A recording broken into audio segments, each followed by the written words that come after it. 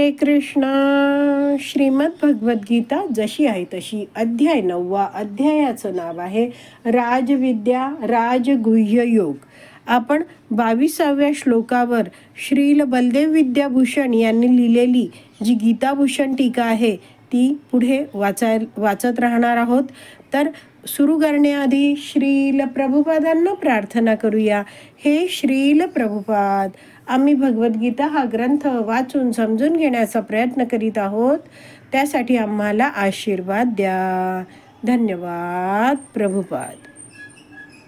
तर श्रील बलदेव विद्याभूषण पुढे लिहितात की भगवान श्रीकृष्ण येथे म्हणता आहेत वहामी अहम. शेवटचे शब्द आहेत बघा. वहामी करतो आणि अहम म्हणजे मी करतो. हरे कृष्ण. तर वैष्णव आचार्य समजवत आहेत की भगवंत प्रत्येकाची, हे जे अनन्य भक्त आहेत त्यांची जबाबदारी घेता आहेत. तर भगवंतांचं म्हणणं असं आहे की वहामी अहम म्हणजे मी स्वतः भक्तांची जबाबदारी घेतो. तिथे करोमी अहम असं नाहीये. म्हणजे भगवंत दुसऱ्या कुणाकडून तरी या भक्तांच्या जबाबदाऱ्या पूर्ण करून घेतात असं नाहीये. वहामी अहम म्हणजे स्वतः भगवान श्रीकृष्ण अशा अनन्य शुद्ध भक्तांच्या जबाबदाऱ्या पूर्ण करतात. तर वैष्णवाचार्य असे एक महान होऊन गेले आचार्य, त्यांचं कथा सांगता आहेत ती आता आपण वाचूया. अर्जुनाचार्य नावाचे एक महान भक्त होते जे आपल्या पत्नीसह एका छोट्याशा कुटीमध्ये, झोपडीमध्ये राहत होते. वयाने वृद्ध होते आणि गरीब सुद्धा होते.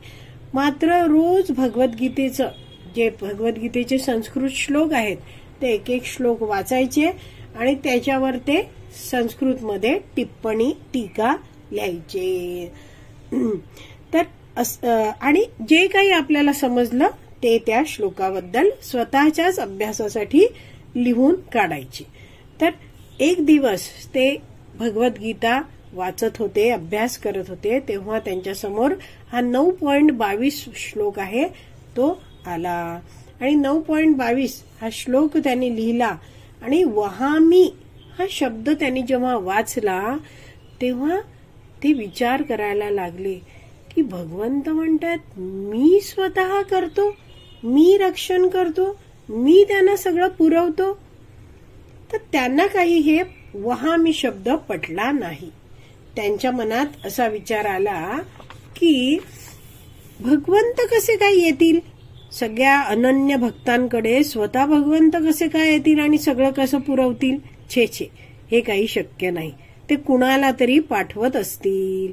आणि असं म्हणून हे जे अर्जुनाचार्य आहेत त्यांनी त्या संस्कृत श्लोकातला जो वहामी शब्द आहे त्याच्यावर अशी काट मारली आणि त्याच्यावर त्यांनी लिहिलं शब्द एक लिहिला करोमी. करोमी म्हणजे काय आहे, माझ्या या भक्तांच्या गरजा पुरवायला मी कुणाला तरी पाठवतो, ते कार्य मी कुणाकडून तरी करून घेतो, करोमी. तर असं सगळं विचार करत हे जे अर्जुनाचार्य आहेत त्यांनी त्या दिवशी आपली भगवद्गीता मिटली. ज्या कागदांवर ते लिहित होते ते व्यवस्थित ठेवले आणि आता दुपार होणार होती आणि त्यामुळे दुपारचं जेवण घेण्याआधी ते नदीत स्नान करायला जायचे. तर स्नान करायला ते गेले. आता झोपडीमध्ये अर्जुनाचार्यांची एकटी पत्नी होती. तेवढ्यात तिथे 2 मुलगे आले. एक गोरा होता मुलगा आणि एक काळा सावळा होता. ती मुलं आली आणि त्यांच्या पाठीवर अशी दांडी होती आणि त्याच्यावर म्हणजे आपण म्हणतो ना कावड असते बघा, दोन्ही बाजूला असं वजन असतं. तर अशी कावड घेऊन ते आले. त्यामध्ये वाण सामानाच्या गोणी होत्या, पिशवीमध्ये भाजी फळं असं बरचसं वजन घेऊन ही मुलं आली होती. अर्जुनाचार्यांची जी पत्नी होती त्यांना त्या मुलांनी नमन केलं आणि म्हटले, गुरुमाता तुम्हाला आमचं नमन असो. गुरुदेवांच्या सेवेमध्ये आम्ही हे सगळं आणलं आहे. गुरुमातेने चकित होऊन तिथे बघितलं, सगळं सामान होतं, सगळं तूप वगैरे सगळ्या वस्तू होत्या त्या खूप वजनी होत्या. तर अर्जुनाचार्यांची पत्नी त्या मुलांकडे पाहत म्हणाली, तुम्ही किती सुंदर आहात, किती नाजूक आहात, आणि आचार्यांनी तुम्हाला इतकं ओझं उचलायला लावलं, त्यांनी असं कसं केलं? तर त्यांना उत्तर देताना, त्या गुरुमातेला उत्तर देताना त्या 2 मुलांमधला जो सावळा मुलगा होता तो म्हणाला, गुरुमाता मी हे ओझं उचलत नव्हतो ना, तर आचार्यांनी मला काठीने ठोकलं बघा माझ्या पाठीवर. आणि गुरुमातेने बघितलं तर त्या मुलाच्या पाठीवर असे काठीने मारल्याच्या खुणा दिसत होत्या. तर अर्जुनाचार्यांची पत्नी आहे ती अगदी विचारात पडली. ती विचार करायला लागली, असं कसं झालं? ते तर असे नाहीयेत, अतिशय साधे भोळे आहेत, ते कधी रागवत नाहीत, मग ते कशामुळे रागवले असतील? तिने लगेच त्या मुलांना बसायला सांगितलं, हळद आणि तेलाचा लेप केला, त्या मुलाच्या पाठीवर लावला. तर मुलं पुढे म्हणाली, आम्ही आता जातो, आचार्य येतील तर पुन्हा आम्हाला ओरडतील. तर अर्जुनाचार्य होते, त्यांची पत्नी आहे, ती म्हणाली, काही ओरडणार नाहीत ते, तुम्ही बसा, मी स्वयंपाक करते, तुम्ही खाऊन जा. आणि नंतर थोड्या वेळाने ती मुलं निघून गेली. आणि तेवढ्यात नदीवरून स्नान करून अर्जुनाचार्य आहेत ते परत आले. झोपडीतून अन्न पदार्थांचा छान सुगंध येत होता. त्यांनी कुटीमध्ये प्रवेश करून पत्नीला विचारलं, हा खाद्यपदार्थांचा सुगंध कुठून येतोय? तर तिने सगळी घटना सांगितली आणि ती म्हणाली, त्या कोवळ्या मुलांना इतके ओझे तुम्ही आणायला लावले आणि त्यांनी नकार दिला तर तुम्ही त्यांना ठोकून काढलं, असे कसे क्रूरपणे तुम्ही वागलात? अर्जुनाचार्य चकित झाले. ते म्हटले, अशी काय तू बोलतेस, मला तर काही समजत नाहीये, माझे कोणी शिष्य नाहीयेत, मी कुणालाच पाठवलं नाही आणि मी कुणाला मारलं सुद्धा नाही. थोडा विचार करत अर्जुनाचार्य बसून राहिले आणि मग त्यांच्या लक्षात आलं आणि भराभर ते चालत आपलं जे आसन असतं भगवद्गीता वाचायला जिथे ते बसतात तिथे आले.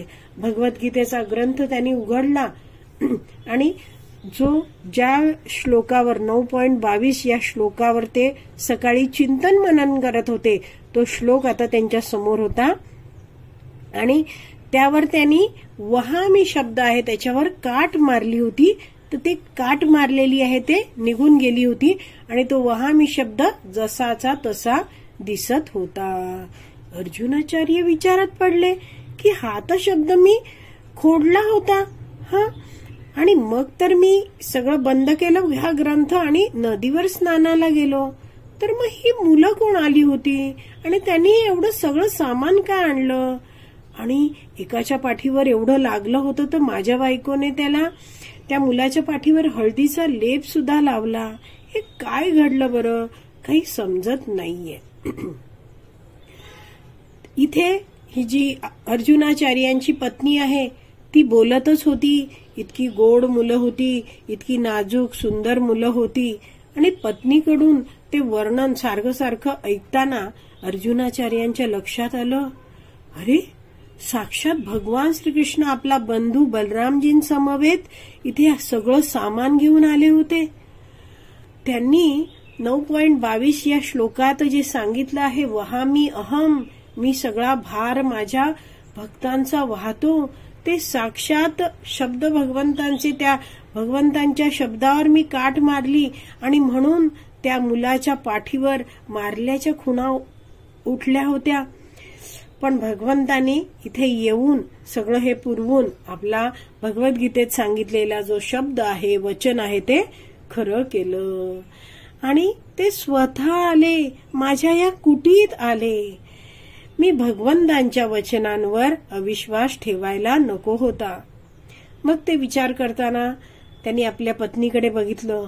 आपली पत्नी किती भाग्यवान आहे, तिला भगवंतांनी दर्शन दिलं, भगवंतांनी तिच्याकडून सेवा पण करून घेतली. असे भगवंत माझ्या या कुटीत येऊन गेले, मी किती भाग्यवान आहे. आणि जिथे ती मुलं बसली होती, फिरली होती, त्या सगळीकडे अर्जुनाचार्य फिरले. आनंदाने त्या भूमीला त्यांनी नमन केलं. त्यांची पत्नी आणि त्यांनी मिळून भोजन केलं, तो प्रसाद खाल्ला. आणि असेच हे जे अर्जुनाचार्य आहेत आणि त्यांची पत्नी आहे, जे अनन्य भावनेने भगवंतांची भक्ती करण्यात मग्न होते, त्यांनी आपलं उरलेलं आयुष्य पण भगवान श्रीकृष्णांच्या भक्तीमध्ये तशाच रीतीने सफल केलं. तर ही झाली अर्जुनाचार्यांची कथा. वहामी अहम या शब्दांवर सांगितली जाते. तर आज आपली विराम द्यायची वेळ झाली आहे. आज आपण इथेच विराम देऊया. श्रीमद भगवत गीता की जय. श्रील प्रभुपाद की जय. हरी बोल.